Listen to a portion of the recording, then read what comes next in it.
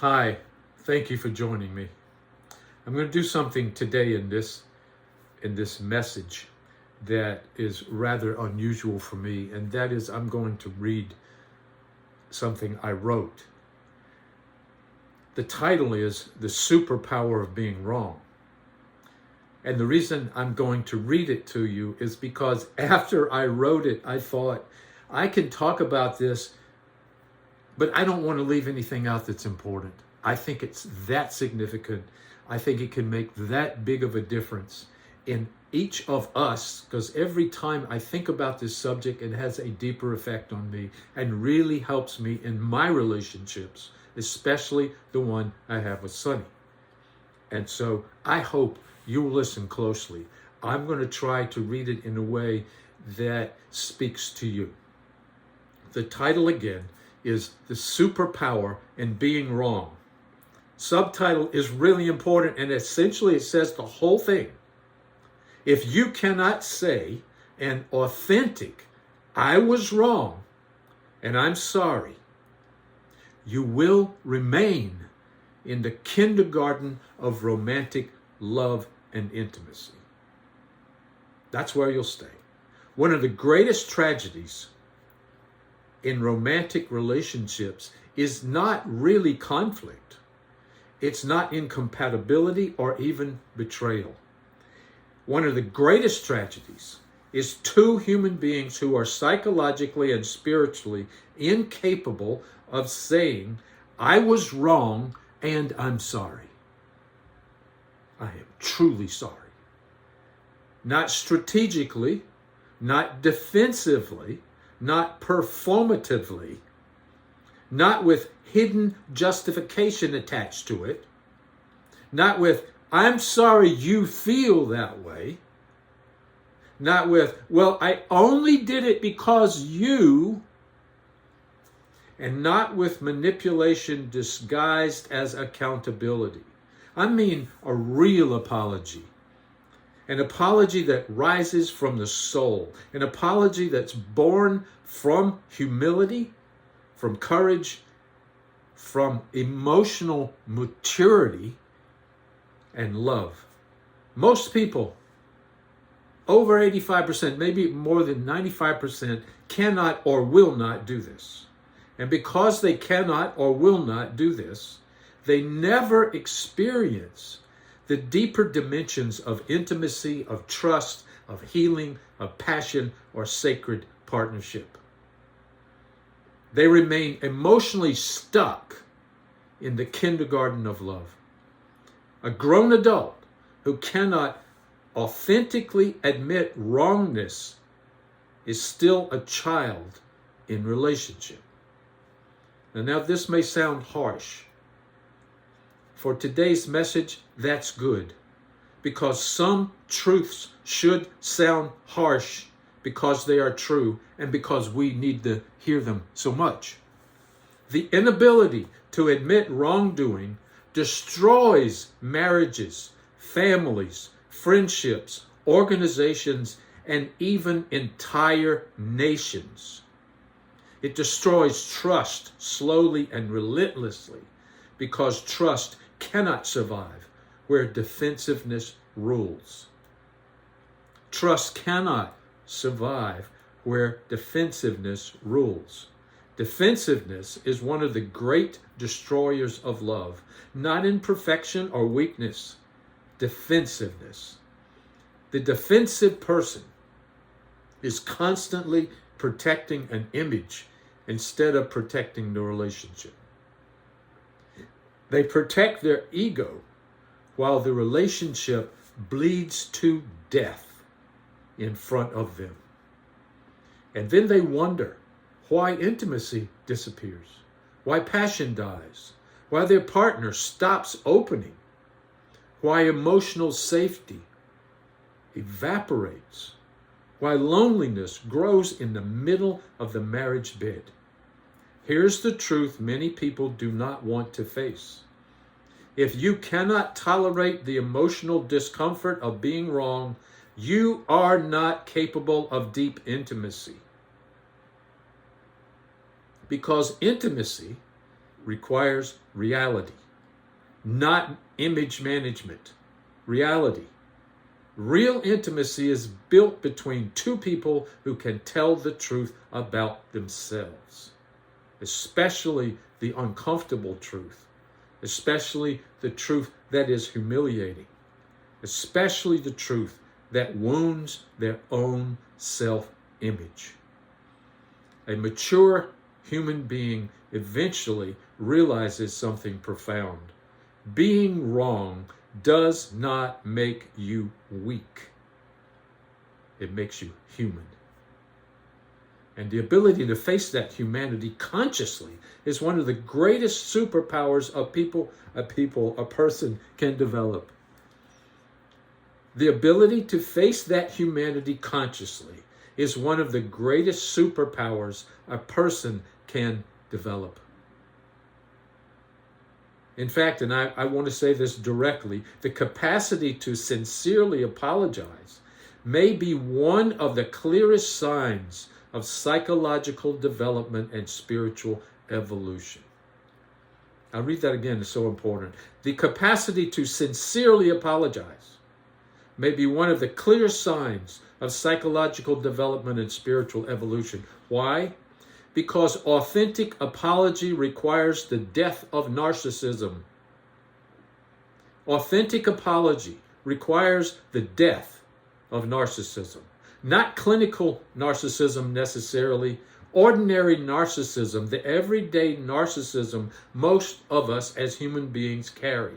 The need to be right, the need to win, the need to dominate, the need to justify, the need to avoid shame, the need to avoid vulnerability, the need to avoid accountability.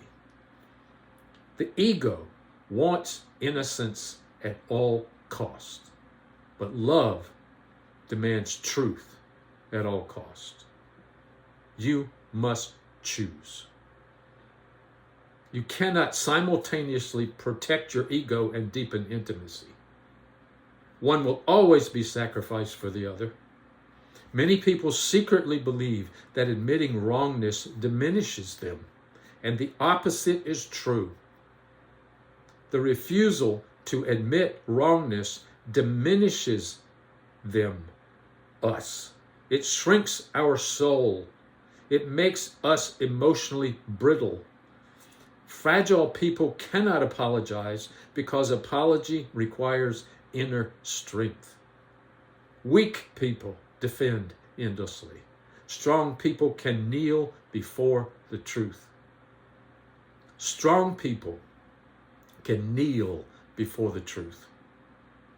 There is enormous spiritual power in saying, I hurt you. I see it now. I understand your pain. I was defensive. I was selfish. I betrayed your trust. I was unconscious. I was wrong.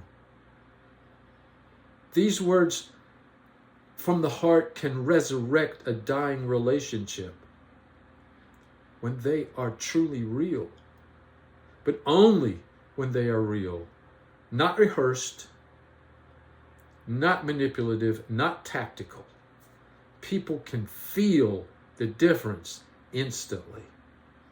A real apology does not merely communicate regret. It communicates transformation. And transformation is the true language of love. Your partner does not need perfection. They need your authenticity. They need your humanity.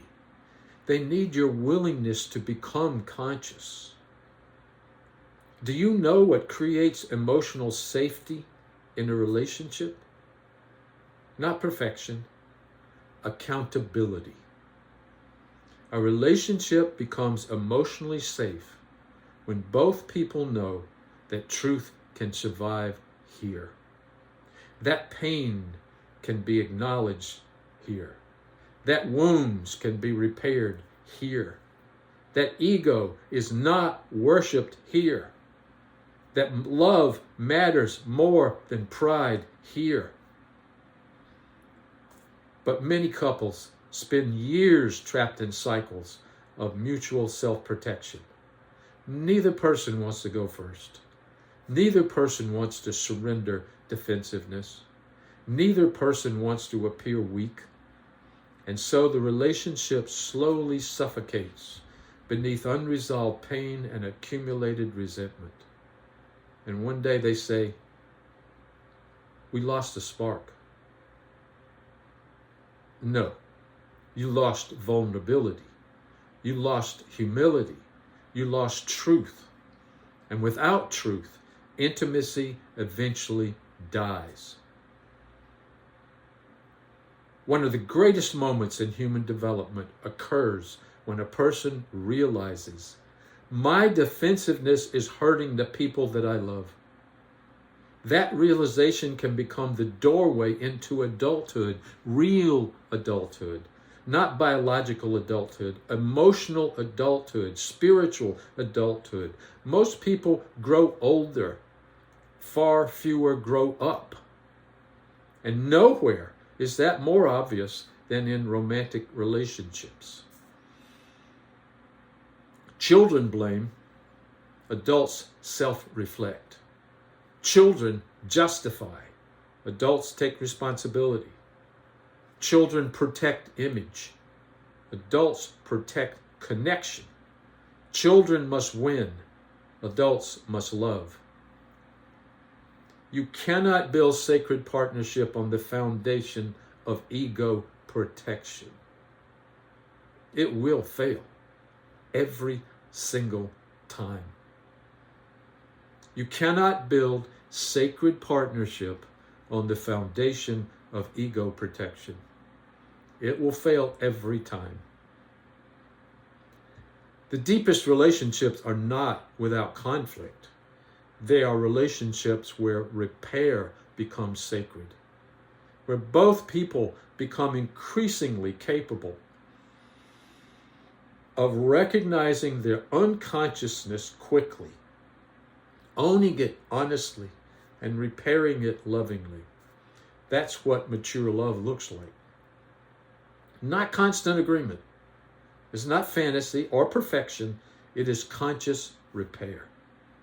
And repair begins with the terrifying and liberating words, I was wrong. You know why these words are so powerful? Because they open the door to transformation. A human being who can no longer admit wrongness cannot evolve.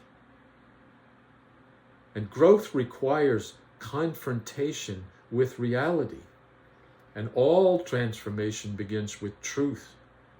Recovery begins with truth. Healing begins with truth. Spiritual awakening begins with truth. Intimacy begins with truth. Love itself is impossible without truth.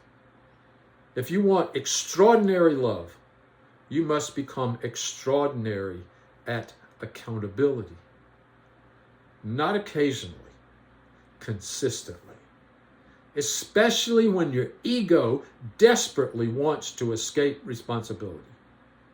That moment right there is the test. That moment is where consciousness either rises or collapses. Your partner's not asking you to be flawless. They're asking you to be real. And if you cannot do that, if you cannot authentically apologize, if you cannot face your own behavior honestly, then you may know romance, attachment, dependency, sexuality, fantasy, or possession, but you do not yet understand mature love. Because mature love is built upon the courage to see oneself clearly, including the parts that hurt others, especially those parts. Ironically, the people who cannot admit wrongness are often the people most terrified of shame. But avoiding accountability does not remove shame, it deepens it. The avoided truth always goes underground, and what goes underground gains power. That's why unowned shame becomes anger, defensiveness, withdrawal, control, blame, criticism, contempt, addiction, infidelity, and emotional numbness.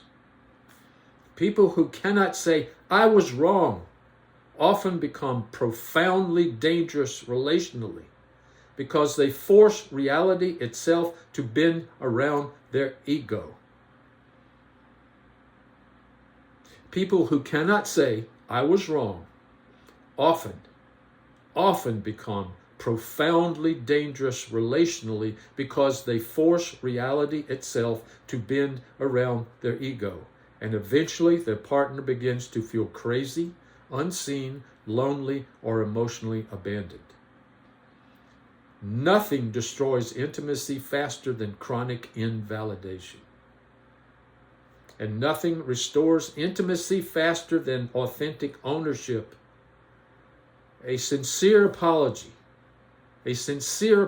says, I care more about truth than self-protection.